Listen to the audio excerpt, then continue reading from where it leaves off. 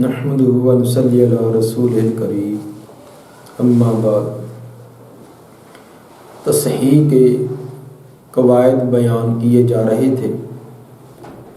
گزشتہ 2 درسوں میں تصحیح کے 5 اصول اور قانون بیان کیے گئے تھے۔ آج کے درس میں تصحیح کا قاعدہ نمبر 6 اور 7 بیان کیا جائے گا۔ قاعدہ نمبر 6، اگر اعداد مثبتات کے درمیان نسبت توافق کی ہو، مثبت اعداد کے درمیان نسبت توافق کی ہو تو ایک کے وفق کو دوسرے کے کل میں ضرب دی جائے گی۔ ایک عدد کے وفق کو دوسرے کے کل میں ضرب دی جائے گی۔ جو حاصل ضرب ہوگا اس کو تیسرے کے ساتھ دیکھا جائے گا۔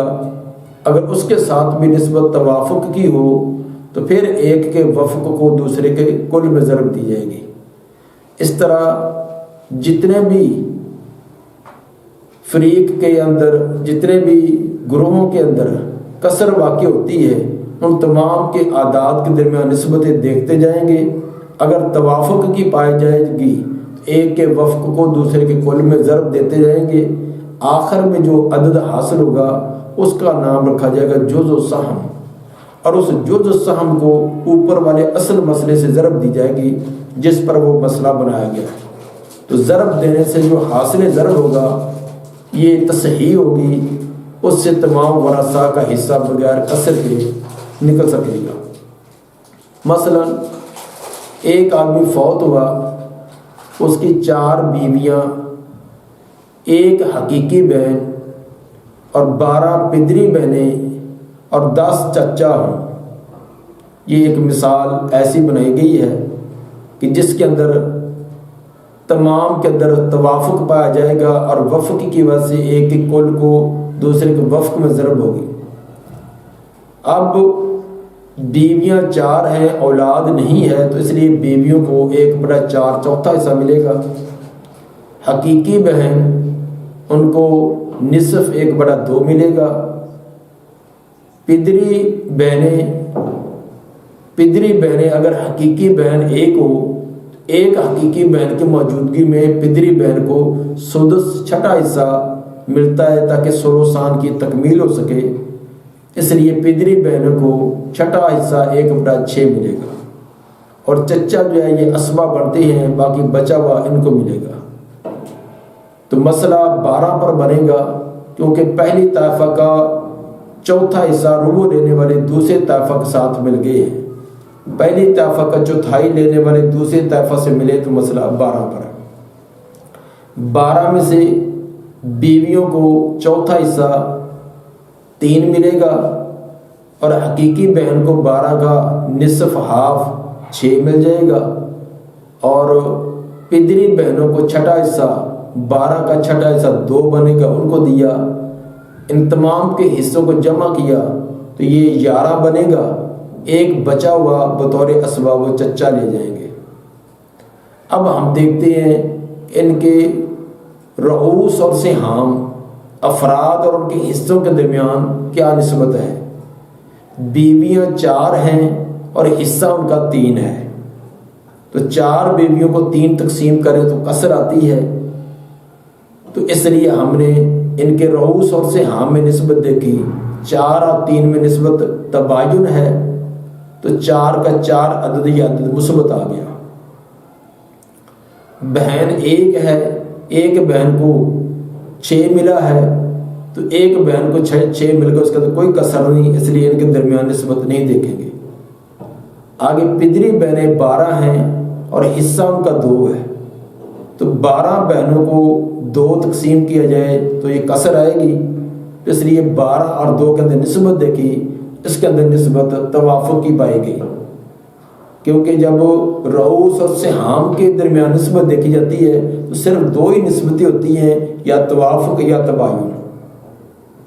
تو اس طرح 12 اور 2 کے اندر یہ توافق ہے، اگرچہ عام تو تعریف کے مطابق تو اس کے اندر تداخل ہے، لیکن یہاں تداخل یا تو توافق کے معنی میں ہو چکا ہے۔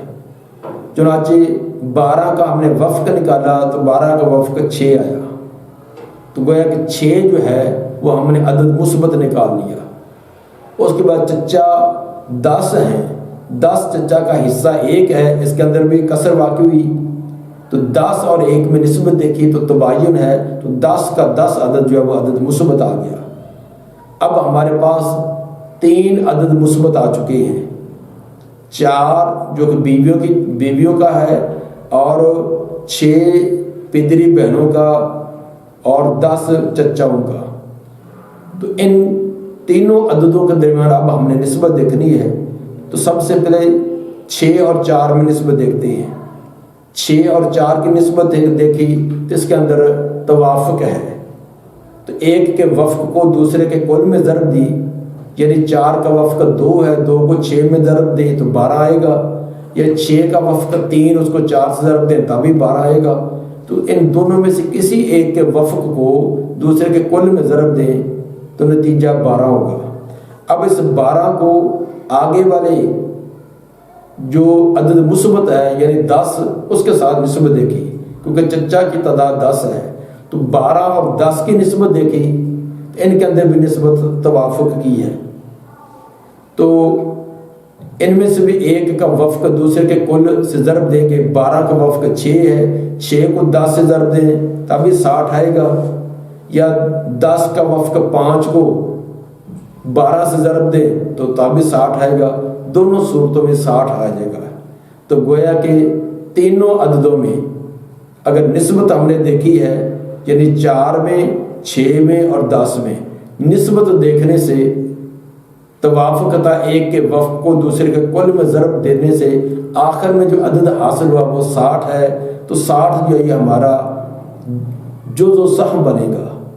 इस जुज़ व सहम को ऊपर असल मसला जो 12 उसके साथ ज़रब दी, जब 60 जुज़ व सहम को आप 12 असल मसले से ज़रब दी तो हमारे पास 720 जो आया ये है तसही।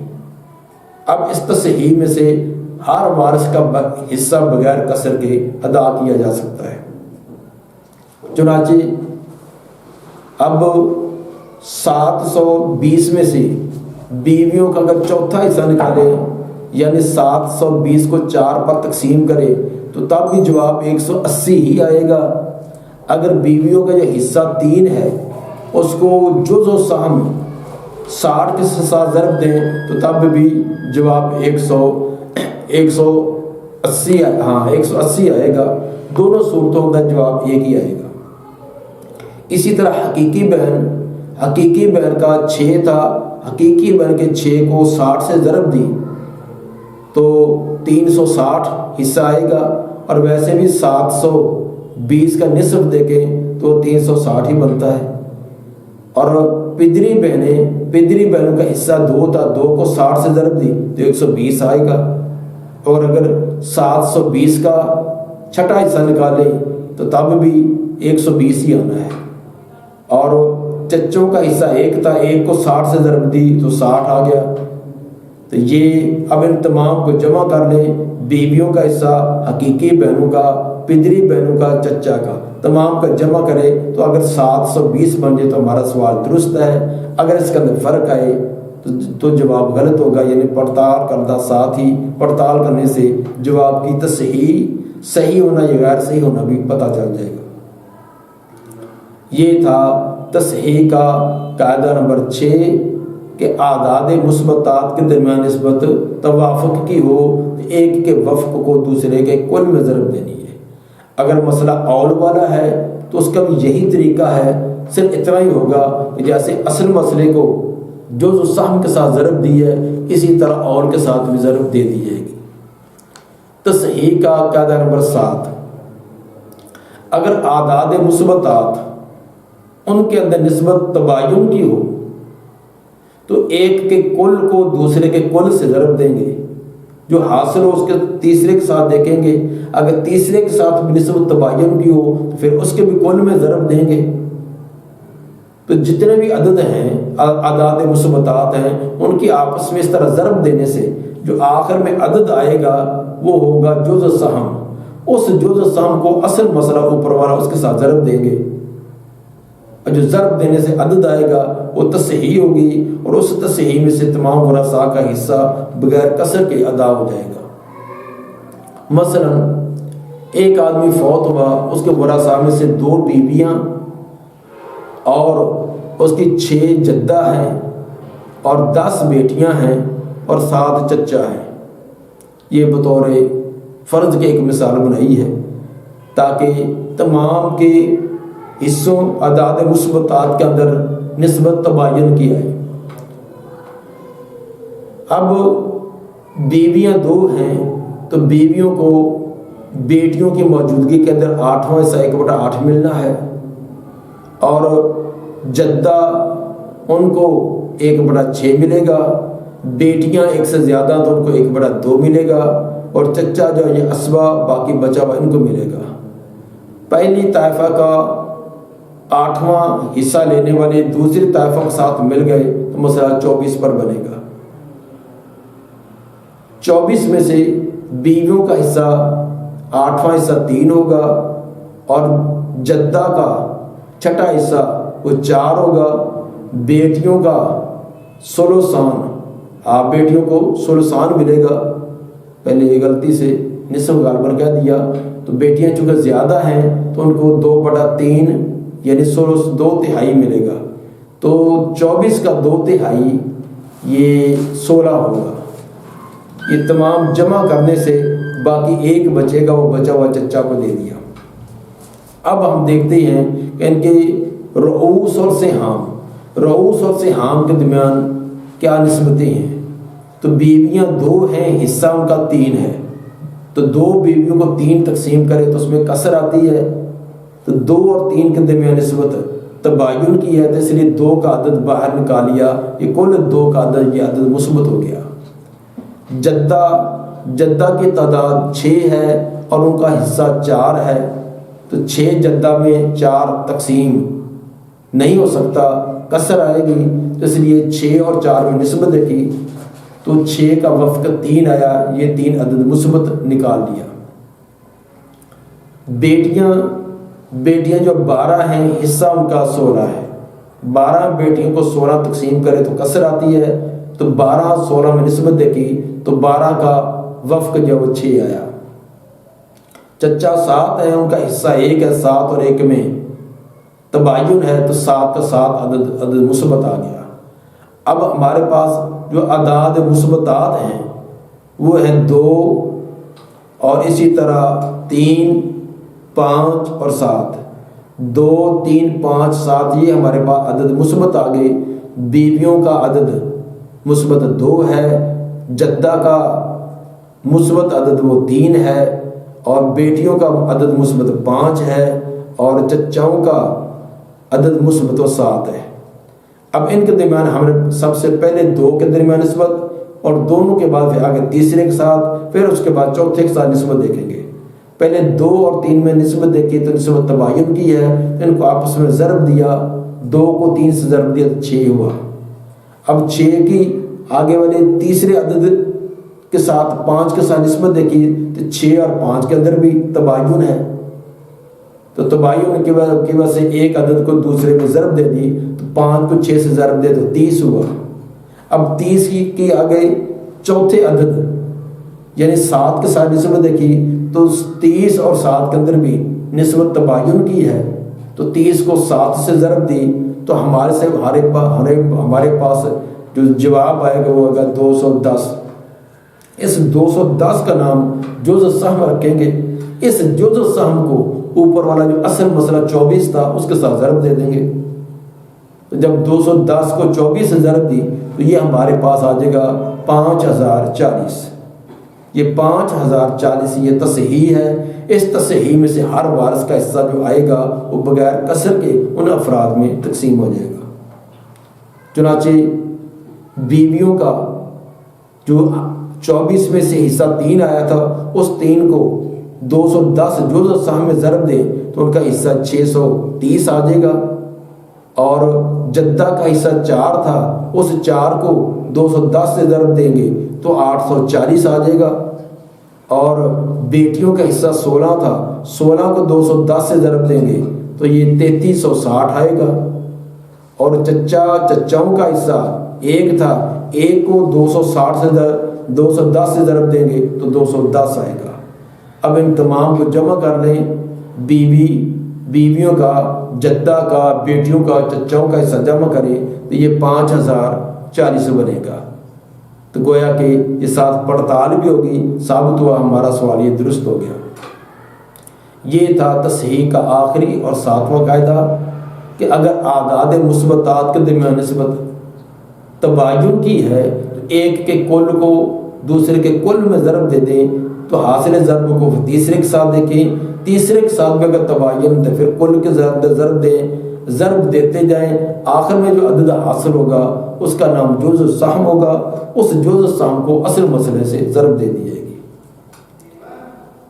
تصحیح کے ہمارے تمام 7 اصول، جیسے الجبرے کے 7 مساوات ہوتی ہے اسی طرح یہ 7 اصول تھے، تو یہ کوئی مشکل نہیں ہے، الجبرے کی مساوات سے یہ زیادہ مشکل نہیں ہے، تو صرف ایک معمولی سی توجہ کی کوشش ہے۔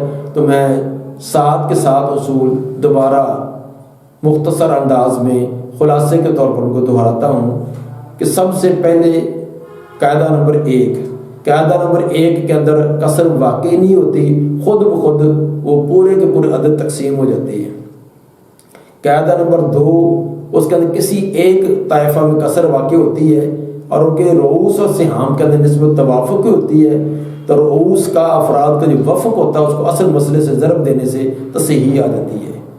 قاعدہ نمبر 3، کسی ایک طائفہ میں کسر واقع ہوتی ہے اور ان کے رؤوس اور سہام، ان کے افراد اور ان کے حصص میں نسبت ان کے اندر دیکھی جائے تو وہ تباین کی ہوتی ہے، تو تباین کی صورت میں رؤوس کے کل عدد کو اصل مسئلے سے ضرب دینے سے تصحیح ہو جاتی ہے۔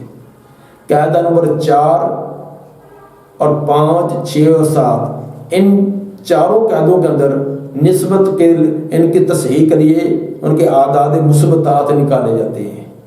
اعداد مثبتات سے مطلب یہ ہوتا ہے کہ ان کے رؤوس اور سہام کے اندر نسبت دیکھو، اگر توافق کی ہے تو وفق نکال لو، وہ وفق جو عدد مثبت ہوگا، اگر تباین ہے تو کل عدد وہ عدد مثبت ہوگا، تو ہر ایک کا عدد مثبت ہوگا۔ اگر تمام کے نکالے جائیں گے تو ان کو اعداد مثبتات کہہ دیں گے۔ ان اعداد مثبتات کے اندر 4 نسبتیں ہوں گی، یا تماثل کی، یا تداخل کی، یا توافق کی، یا تباین کی، اور ہر ایک کا ایک کا قاعدہ ہے۔ اگر ان کے درمیان اعداد مثبتات کے درمیان نسبت تماثل کی ہے تو قاعدہ نمبر 4 جاری ہوگا، یعنی ان میں سے کسی ایک عدد کو اصل مسئلے سے ضرب دے دیں تو تصحیح ہو جائے گی۔ اگر اول ہے تو اول میں بھی ضرب دے دیں۔ اگر ان کے اندر نسبت تداخل کی ہے تو جو بڑا عدد ہے اس کو اصل مسئلہ سے ضرب دے دیں تو تصحیح ہو جائے گی۔ اگر نسبت توافق کی ہے تو قاعدہ نمبر 6 کے تحت ایک کے وفق کو دوسرے کے کل میں ضرب دے دیں، اور حاصل ضرب کو آگے والے عدد مثبت کے ساتھ دیکھیں، اگر ان کے اندر بھی توافق ہو تو ایک کے وفق کو دوسرے کے کل میں ضرب دے دیں، اور آخر میں جو حاصل ضرب آئے یہ جزء السہم ہوگا اس کو اصل مسئلے سے ضرب دے دیں، تصحیح ہو جائے گی۔